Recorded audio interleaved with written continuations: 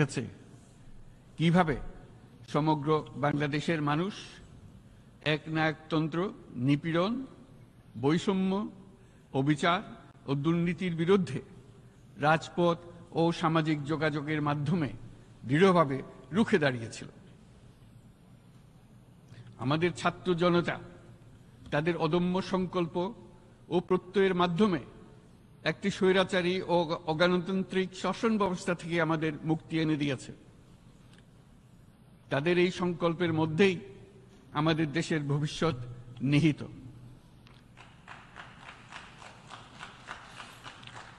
যা এই দেশকে বিশ্ব সম্প্রদায়ের মাঝে একটি দায়িত্বশীল জাতির মর্যাদায় উন্নত করবে বলে আমি বিশ্বাস করি। এই গণ আন্দোলন রাজনৈতিক অধিকার ও উন্নয়নের সুবিধাবঞ্চিত বাংলাদেশের আপামর জনসাধারণকে ঐক্যবদ্ধ করেছে। বাংলাদেশের মানুষ উন্নয়ন কর্মকাণ্ডকে অন্তর্ভুক্তিমূলক অংশীদারিত্ব রূপে দেখতে চেয়েছিল। আমাদের জনগণ একটা ন্যায্য, অন্তর্ভুক্তিমূলক ও কার্যকর গণতন্ত্রের জন্য লড়াই করেছে, যার জন্য আমাদের নতুন প্রজন্ম জীবন উৎসর্গ করেছে। আমাদের এই তরুণীরা যে প্রজ্ঞা, সাহস ও প্রত্যয় দেখিয়েছে তা আমাদের অভিভূত করেছে, সারা বিশ্ববাসীকে অভিভূত করেছে। বন্দুকের গুলি উপেক্ষা করে বুক পেতে দাঁড়িয়ে গিয়েছিল আমাদের এই তরুণরা। অবৈধ রাষ্ট্র ক্ষমতার বিরুদ্ধে প্রবলভাবে সোচ্চার হয়েছিল আমাদের তরুণ তরুণীরা। স্কুল পড়ুয়া কিশোর কিশোরীরা তারা নিঃসঙ্গ চিত্তে উৎসর্গ করেছিল তাদের জীবন। শত শত মানুষ চিরতরে হারিয়েছে তাদের দৃষ্টিশক্তি। আমাদের মায়েরা, দিনমজুরেরা ও শহরের অগণিত মানুষ তাদের সন্তানদের কাঁধে কাঁধ মিলিয়ে নেমেছিল রাজপথে। তপ্ত রোদ, বৃষ্টি, মৃত্যু ভয়কে তোয়াক্কা না করে তারা সত্য ও ন্যায়সঙ্গত আকাঙ্ক্ষার বিরুদ্ধে দীর্ঘকালব্যাপী রাষ্ট্রযন্ত্রকে পরিচালনা করার অশুভ ষড়যন্ত্রকে পরাভূত করেছিল। জনগণের এই আন্দোলনে আমাদের জানা মতে প্রায় 800-এরও বেশি জীবন আমরা হারিয়েছি স্বৈরাচারী শক্তির হাতে। উদারনীতি, বহুত্ববাদ ও ধর্মনিরপেক্ষতার উপর মানুষের গভীর বিশ্বাস থেকেই বাংলাদেশ রাষ্ট্রের অভ্যুদয় হয়েছিল। 1971 সালে যে মূল্যবোধকে বুকে ধারণ করে আমাদের গণমানুষ যুদ্ধ করেছিল, সেই মূল্যবোধকে বহু বছর পরে আবার জেনারেশন জি, যে প্রজন্ম জি, নতুনভাবে আমাদেরকে দেখতে শিখিয়েছে। এরকমটি আমরা দেখেছিলাম 1952 সালের ভাষা আন্দোলনে, বাংলাকে মাতৃভাষা হিসেবে প্রতিষ্ঠার সময়। বাংলাদেশের এই অভ্যুত্থান আগামী দিনগুলোতে বিশ্বের বিভিন্ন প্রান্তে মানুষকে মুক্তি ও ন্যায় বিচারের পক্ষে দাঁড়াতে প্রেরণা যোগাবে। আমাদের মুক্তি ও গণতান্ত্রিক আকাঙ্ক্ষাকে বাস্তবে রূপ দিতে আমি তাই আজ বিশ্ব সম্প্রদায়কে আমাদের নতুন বাংলাদেশের সঙ্গে সম্পৃক্ত হওয়ার উদাত্ত আহ্বান জানাচ্ছি। মাননীয় সভাপতি, যে রাষ্ট্র কাঠামো দুঃসহ হয়ে গেছে তার পুনর্গঠনের জন্য আমাদের তরুণরা, দেশের আপামর জনসাধারণ একমত হয়ে আমার এবং আমার উপদেষ্টা পরিষদের উপর আস্থা রেখে সরকার পরিচালনার এক মহান দায়িত্ব আমাদের উপর ন্যস্ত করেছে।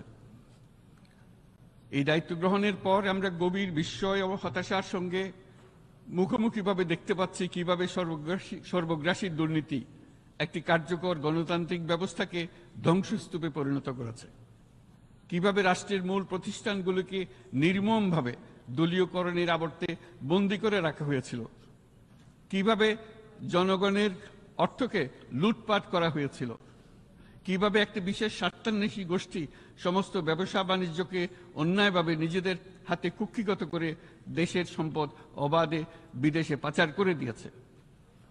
এক কথায়, কিভাবে প্রত্যেকটি পর্যায়ে ন্যায়, নীতি ও নৈতিকতা অদৃশ্য হয়ে গিয়েছিল।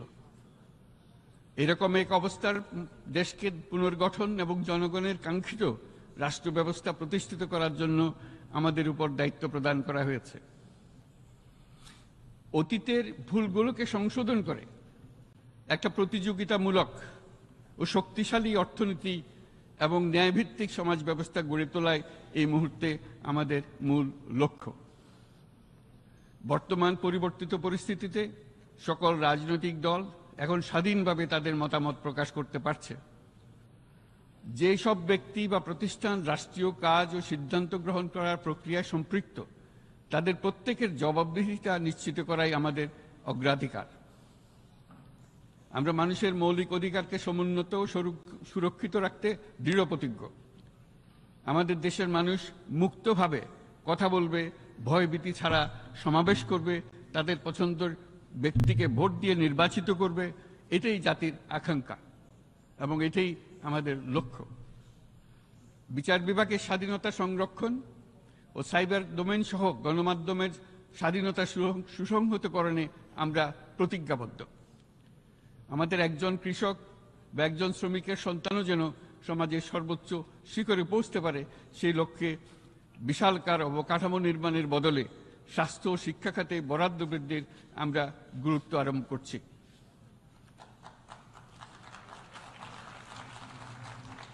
রাষ্ট্র ব্যবস্থার সকল পর্যায়ে সুশাসন ফিরিয়ে আনাই আমাদের অভীষ্ট।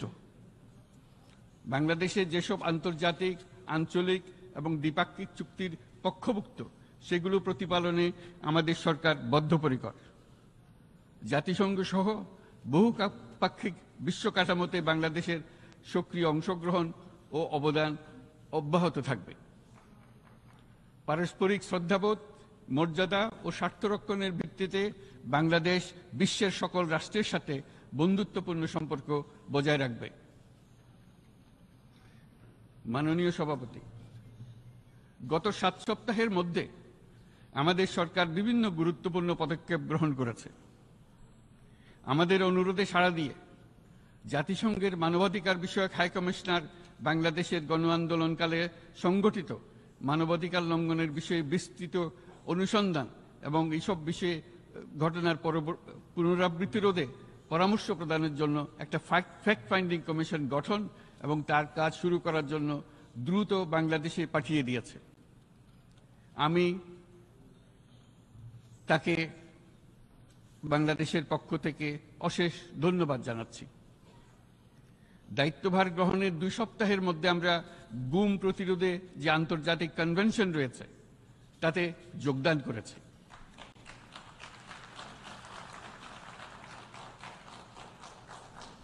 এর আশু বাস্তবায়নের জন্য প্রয়োজনীয় দেশীয় আইন ও বিধি প্রণয়নে আমরা এখন প্রক্রিয়া শুরু করেছি।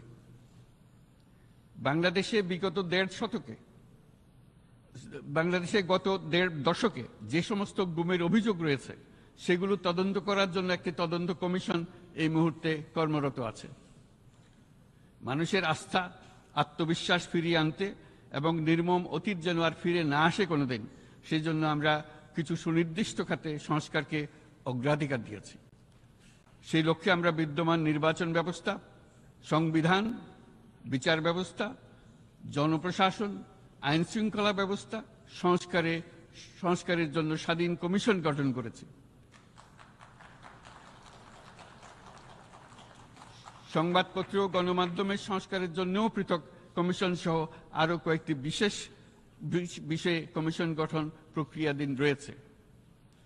ব্যবসা বাণিজ্যে অনুকূল পরিবেশ সৃষ্টির লক্ষ্যে আমরা ব্যাংক ও আর্থিক খাতের ব্যাপক সংস্কারের উদ্যোগ গ্রহণ করেছি। কোনো বিদেশি ব্যবসা বা বিনিয়োগ যেন ক্ষতিগ্রস্ত না হয় তা নিশ্চিত করতে আমরা বদ্ধপরিকর। এসব সংস্কার যেন টেকসই হয়, দীর্ঘমেয়াদে নিশ্চিত করতে এবং অবাধ ও নিরপেক্ষ অংশগ্রহণমূলক নির্বাচনের জন্য উপযোগী পরিবেশ সৃষ্টি করতে আমরা কাজ করে যাচ্ছি। গণতন্ত্র, আইনের শাসন, সমতা, সমৃদ্ধি অর্জনের মাধ্যমে একটি ন্যায়ভিত্তিক সমাজ হিসেবে আত্মপ্রকাশের অভিপ্রায় বাস্তবায়নে আমি বাংলাদেশের প্রতি আন্তর্জাতিক সম্প্রদায়ের সমর্থন ও গভীরতর সম্পর্ক গঠন করার জন্য আহ্বান জানাচ্ছি।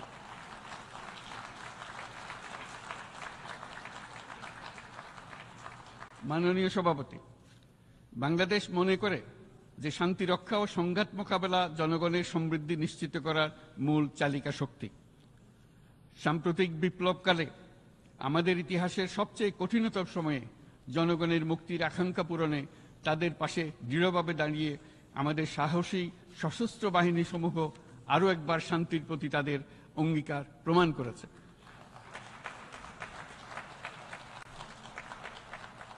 এটা সম্ভব হয়েছে শান্তি রক্ষায় আমাদের অঙ্গীকারের কেন্দ্রবিন্দুতে মানবাধিকারকে স্থান দেওয়ার ফলে।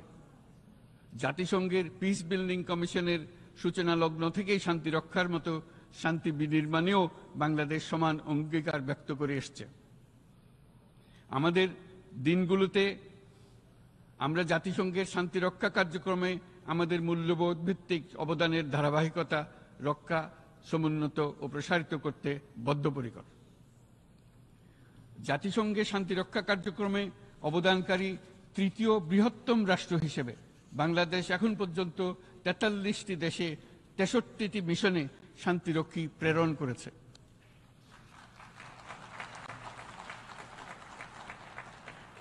বসনিয়া থেকে শুরু করে কঙ্গো পর্যন্ত বিশ্বের বিভিন্ন প্রান্তে এসব মিশনে দায়িত্ব পালনকালে ১৬৮ জন বাংলাদেশি শান্তিরক্ষী নিজেদের জীবন বিসর্জন দিয়েছে।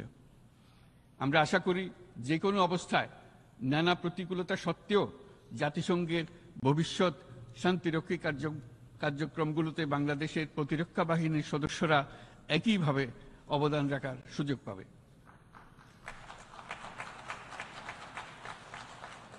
মাননীয় সভাপতি, আমাদের সকলের বাসস্থান এই পৃথিবী বৈশ্বিক অগ্রাধিকারগুলোকে সঠিকভাবে নির্ণয় করতে আগ্রহী।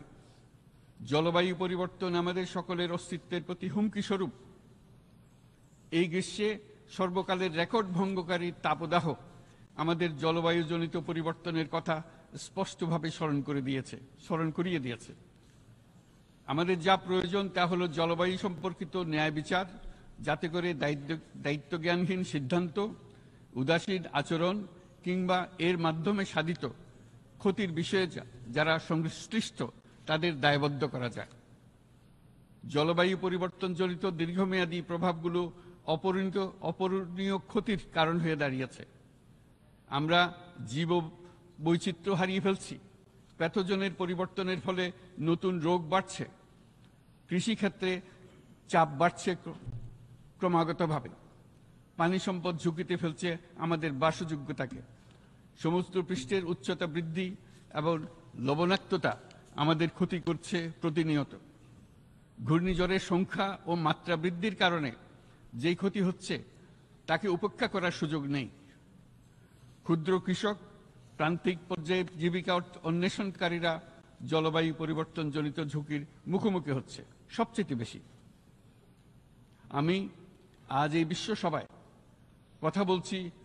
যখন কথা বলছি তখন বাংলাদেশের পূর্বাঞ্চলে ৫০ লাখেরও অধিক মানুষ তাদের জীবদ্দশায় হওয়া সবচেয়ে ভয়াবহ বন্যা মোকাবেলা করে যাচ্ছে। মহাসচিব গুতেরেস আমাদেরকে দেখিয়েছেন যে বিদ্যমান পরিক্রমা অব্যাহত থাকলে বিশ্বের গড় তাপমাত্রা ২.৭ ডিগ্রি সেলসিয়াস বৃদ্ধির দিকে অগ্রসর হতে থাকবে। তাই বাংলাদেশের মতো জলবায়ু ঝুঁকিতে থাকা দেশগুলোতে অভিযোজনের জন্য ব্যাপক বিনিয়োগের আহ্বান জানাচ্ছি।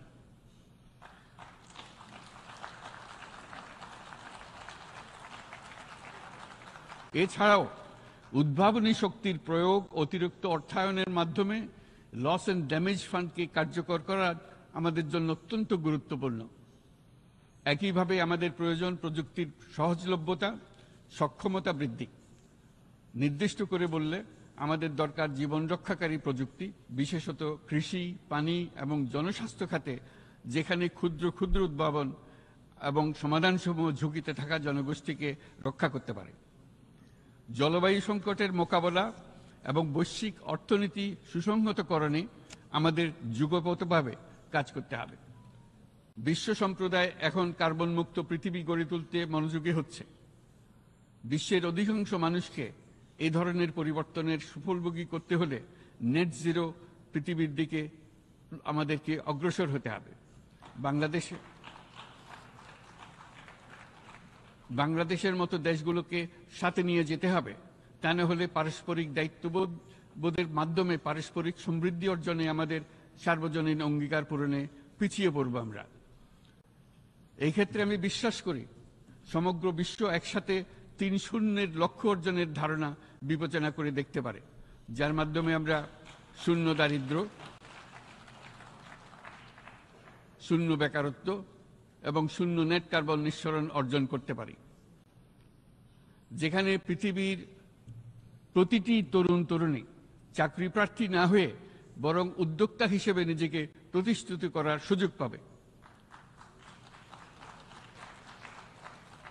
তারা যেন এই সম্পদের সীমাবদ্ধতা সত্ত্বেও নিজ নিজ সৃজনশীলতার বিকাশ করতে পারে, যেখানে একটি ব্যবসায়িক উদ্যোগ সামাজিক সুফল, অর্থনৈতিক মুনাফা এবং প্রকৃতির প্রতি দায়িত্বশীলতার মধ্যে একটি চমৎকার ভারসাম্য আনতে পারে, যেখানে সামাজিক ব্যবসার মাধ্যমে যে কোনো ব্যক্তি ভোগবাদী জীবনধারা থেকে উত্তরণ করে সামাজিক ও অর্থনৈতিক পরিবর্তনের সৃজনশীল শক্তি হিসেবে নিজেকে প্রতিষ্ঠিত করতে পারে।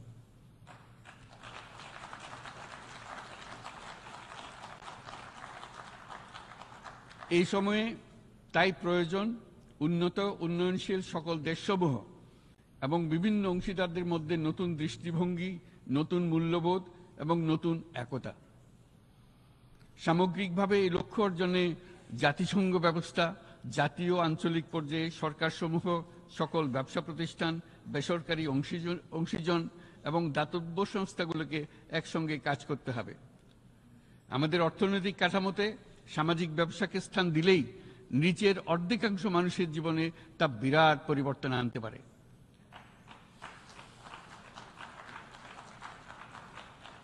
এই পদক্ষেপ একই সঙ্গে জলবায়ুর ধ্বংসাত্মক গতিকে সফলভাবে রোধ করতে পারে এবং বাজার ব্যবস্থার মাধ্যমেই এই মীমাংসা হতে পারে। এ বিষয়ে আমি মহাসচিব গুতেরেসের বিশেষ দৃষ্টি আকর্ষণ করছি। মাননীয় সভাপতি, বহুমুখী সংকটে জর্জরিত বর্তমান বিশ্বে যুদ্ধ এবং সংঘাতের ফলে ব্যাপক ভিত্তিতে মানুষের অধিকার খর্ব হচ্ছে। বিশ্ববাসীর উদ্বেগ এবং নিন্দা সত্ত্বেও গাজায় গণহত্যা থামছে না।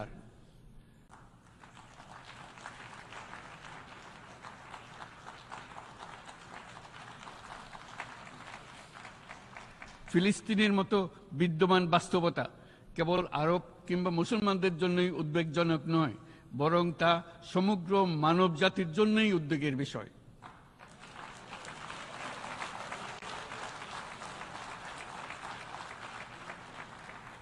একজন মানুষ হিসেবে প্রত্যেক ফিলিস্তিনির জীবন অমূল্য।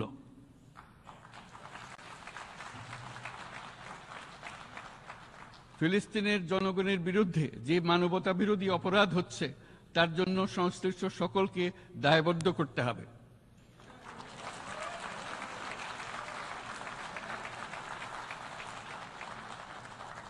ফিলিস্তিনের জনগণের উপর চলমান নৃশংসতা, বিশেষত নারী এবং শিশুদের সাথে প্রতিনিয়ত যে নিষ্ঠুরতা বিশ্ব দেখাচ্ছে, তা থেকে নিস্তারের জন্য বাংলাদেশ অনতিবিলম্বে সম্পূর্ণ যুদ্ধবিরতির আহ্বান জানাচ্ছে।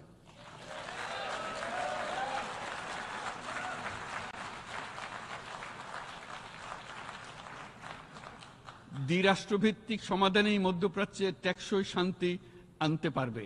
তাই জাতিসংঘ সহ আন্তর্জাতিক সম্প্রদায়ের সকলকে এর বাস্তবায়নের জন্য এখনই উদ্যোগ নিতে আহ্বান জানাচ্ছি।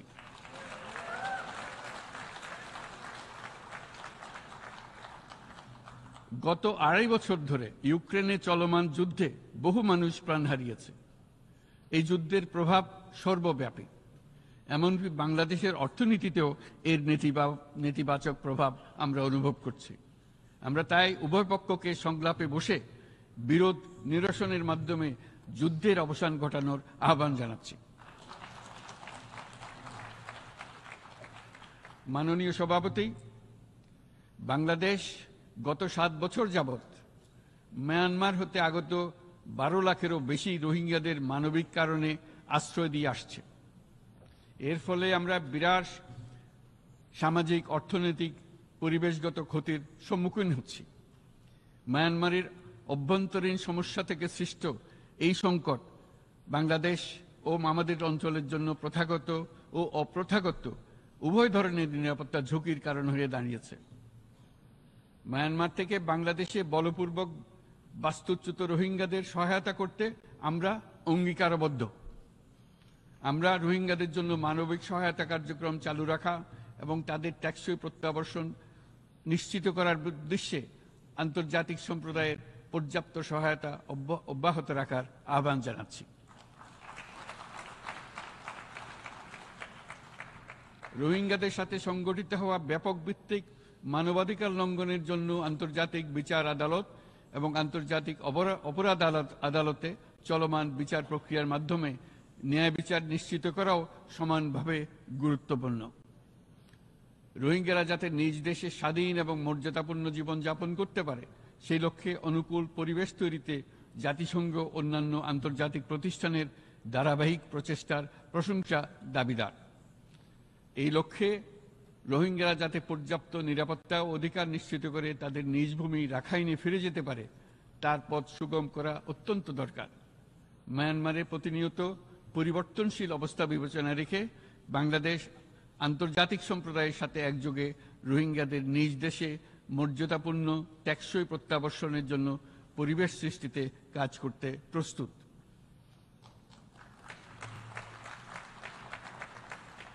মাননীয় সভাপতি, রাজনৈতিক মুক্তি এবং সামাজিক অর্থনৈতিক জাগরণ ব্যতীত শান্তি ও নিরাপত্তা নিশ্চিতে সাফল্য অর্জন করা সম্ভব নয়। প্রায় এক দশক পূর্বে বিশ্ব সম্প্রদায় সর্বসম্মতক্রমে এজেন্ডা 2030 প্রণয়ন করেছিল। আমরা সবাই আমাদের সামষ্টিক আকাঙ্ক্ষা ও বিশ্বাস অর্পণ করেছি এই সার্বজনীন টেকসই উন্নয়ন অভিষ্টগুলো অর্জনে। সার্বিকভাবে মাত্র 17% ও কম লক্ষ্যমাত্রা অর্জন হয়েছে। স্পষ্টতই এই ক্ষেত্রে অনেক উন্নয়নশীল রাষ্ট্র আরও পিছিয়ে আছে। উন্নয়নশীল দেশগুলোকে এসডিজি অর্থায়নের বছরে প্রায় 2.5 থেকে 4 ট্রিলিয়ন মার্কিন ডলারের সমান ঘাটতি মোকাবেলা করতে হচ্ছে। উন্নয়নশীল বিশ্বের ঋণের বোঝা, ক্ষয়িষ্ণু আর্থিক সক্ষমতা এবং জলবায়ু পরিবর্তনের ক্ষতিকর প্রভাবের কারণে বাংলাদেশের মতো দেশগুলিতে বেশি ঝুঁকিতে রয়েছে। আমরা আশা করি উন্নয়নের জন্য অর্থায়ন সংক্রান্ত চতুর্থ আন্তর্জাতিক সম্মেলনে এই ধরনের জটিল এবং কাঠামোগত সমস্যাগুলোর দিকে নজর দেওয়া হবে।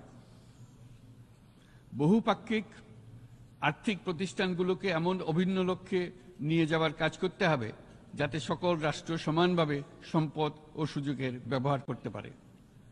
তারা নিজেদের কর্মসূচিতে সামাজিক ব্যবসাকে গুরুত্বপূর্ণ ভূমিকা দিতে পারে যাতে নিম্ন আয়ের দেশগুলোর বাস্তবতাকে বিশেষভাবে মোকাবেলা করা যায়, যা ব্যবসায়ী উদ্যোগ এবং ব্যক্তির সৃজনশীলতাকে উদ্বুদ্ধ করে, যা বঞ্চিত জনগোষ্ঠীকে বিশালভাবে সহায়তা করে। এই ক্ষেত্রে অবৈধ অর্থের প্রবাহ এবং উন্নয়নশীল দেশগুলো থেকে সম্পদ পাচার বন্ধ করা অত্যন্ত আবশ্যক। উন্নয়নশীল দেশগুলো থেকে পাচার হয়ে যাওয়া সম্পদ ফেরত আনার জন্য আন্তর্জাতিক সহযোগিতা জোরদার করতে হবে। আমরা আশা করি কর ফাঁকি রোধে আন্তর্জাতিক কর কনভেনশন অতি শীঘ্রই গৃহীত হবে। মাননীয় সভাপতি, আমরা যে নিবিড়ভাবে সংযুক্ত বিশ্বে বসবাস করছি সেখানে অভিবাসন এবং মানুষের অবাধ প্রবাহ এক অলঙ্ঘনীয় বাস্তবতা। বাংলাদেশি নাগরিকরা প্রতিনিয়ত বিভিন্ন দেশে অভিবাসী হিসেবে যাচ্ছেন। তারা বিভিন্ন দেশে তাদের কর্মসংস্থানের সন্ধানে আছেন। বিশ্বের বিভিন্ন প্রান্তে এই মুহূর্তে প্রায় 1.5 কোটি প্রবাসী বাংলাদেশি আছেন। সকলের জন্য অভিবাসনের উপযোগিতা নিশ্চিত করতে বিশ্ব সমাজকে নিরাপদ করতে হবে। আন্তর্জাতিক সম্প্রদায়কে অভিবাসীদের মানবাধিকার এবং তাদের প্রতি মানবিক আচরণ নিশ্চিত করতে হবে। অভিবাসনের উপর 2018 সালে যে গ্লোবাল কম্প্যাক্ট অন মাইগ্রেশন গৃহীত হয়েছে তার পূর্ণ বাস্তবায়নে বাংলাদেশ প্রতিশ্রুতিবদ্ধ এবং একই সাথে অনিরাপদ অভিবাসন রোধেও আমরা বদ্ধপরিকর। মাননীয় সভাপতি, প্রতি বছর প্রায় 25 লক্ষ তরুণ তরুণী বাংলাদেশের শ্রমবাজারে যুক্ত হচ্ছেন। বাংলাদেশের বিপুল জনশক্তির প্রায় 2/3 তরুণ। এই জনশক্তিকে বর্তমান ও আগামীর জন্য গড়ে তোলা বাংলাদেশের জন্য একটা বড় চ্যালেঞ্জ। ক্রমপরিবর্তনশীল কর্মজগতে একজন তরুণকে প্রতিনিয়ত নতুন দক্ষতা অর্জন করতে হয়। এই কর্মপরিবেশের সাথে মানিয়ে নেওয়া শিখতে হয়। এই জন্য বাংলাদেশ যখন মধ্যম আয়ের দেশ হিসেবে উন্নতি হচ্ছে, তখন আমরা শিক্ষা এবং প্রযুক্তিগত সহায়তা লাভের উপর বিশেষ জোর দিচ্ছি। এবার কৃত্রিম বুদ্ধিমত্তার বিষয়ে আসি। কৃত্রিম বুদ্ধিমত্তার অভাবনীয় বিকাশ এবং এর বহুমাত্রিক প্রয়োগে বাংলাদেশ বিশেষভাবে আগ্রহী। আমাদের তরুণ সমাজ জেনারেটিভ আর্টিফিশিয়াল ইন্টেলিজেন্সের সম্ভাবনা নিয়ে উচ্ছ্বসিত। একজন বিশ্ব নাগরিক হিসেবে তারাও চায় নতুন পৃথিবীতে নিয়োজিত হতে, কর্মক্ষম হিসেবে নিজেকে গড়ে তুলতে। বাংলাদেশের মতো বৃহৎ তরুণ জনগোষ্ঠীর দেশ যাতে কৃত্রিম বুদ্ধিমত্তার প্রয়োগজনিত অর্জিত সুফল থেকে পিছিয়ে না পড়ে, বিশ্ব সম্প্রদায়কে তা নিশ্চিত করতে হবে। একই সঙ্গে নিশ্চিত করতে হবে যেন কৃত্রিম বুদ্ধিমত্তার কারণে কর্মক্ষেত্রে মানুষের চাহিদা ক্রমাগতভাবে সংকুচিত হয়ে না যায়। এই প্রসঙ্গে আমি উল্লেখ করি যে আমরা ভিন্ন একটা ইন্টেলিজেন্স, অটোনোমাস ইন্টেলিজেন্স, অর্থাৎ যে কৃত্রিম বুদ্ধিমত্তা নিজেই নিজের কৃত্রিম বুদ্ধিমত্তাকে সম্প্রসারিত করতে পারে মানুষের কোনো হস্তক্ষেপ ছাড়াই, তার ব্যাপারে আমরা বৈজ্ঞানিকদের দৃষ্টি আকর্ষণ করতে চাই। তারা যেন এই ক্ষেত্রে অগ্রসর হওয়ার আগে মানুষের উপরের প্রভাব সম্বন্ধে নিশ্চিত হয়ে অগ্রসর হন। আমাদের ধারণা অটোনোমাস ইন্টেলিজেন্স মানুষের অস্তিত্বকে বিপন্ন করে তুলতে পারে, কাজে এই ব্যাপারে আমাদের সম্পূর্ণ সজাগ থাকতে হবে। মাননীয় সভাপতি, আমাদের আসলে দরকার নতুন ধরনের সহযোগিতা কাঠামো, যেখানে বৈশ্বিক ব্যবসা ও জ্ঞানের অধিকারী গোষ্ঠী মানুষের চাহিদাগুলোকে যথাযথভাবে অনুধাবন করবে। আন্তর্জাতিক সহযোগিতার মাধ্যমে উন্নয়নশীল দেশগুলোর জন্য এমন একটি রূপান্তরকারী ব্যবস্থা তৈরি করতে হবে যা কর্মসংস্থান, আর্থসামাজিক প্রতিকূলতা বা জীবিকার জন্য যুৎসয় সমাধান নিশ্চিত করবে। মাননীয় সভাপতি, আমাদের প্রচেষ্টা, সক্ষমতা এবং সম্পদ একত্রীকরণের মাধ্যমে সকলের সামর্থ্য, উদ্ভাবনী শক্তি এবং সমৃদ্ধিকে কাজে লাগাতে হবে। আর্থসামাজিক উন্নয়ন এবং জলবায়ু সহনশীলতা নিয়ে আমরা প্রতিনিয়ত যে প্রতিকূলতার সম্মুখীন হচ্ছি, সম্মিলিত উদ্যোগের মাধ্যমে তার মোকাবেলা করতে হবে। বৈশ্বিক দক্ষিণের দেশগুলোকে অনন্য অর্থনৈতিক এবং সামাজিক প্রেক্ষাপটে দক্ষিণ দক্ষিণ এবং ত্রিভুজীয় সহযোগিতা এই ক্ষেত্রে বিশেষভাবে সহায়ক হতে পারে বলে আমি মনে করি। বৈশ্বিক দক্ষিণের আওয়াজকে বিশ্বব্যাপী জোরালোভাবে তুলে ধরার জন্য প্রয়োজন সম্মিলিত উদ্যোগ।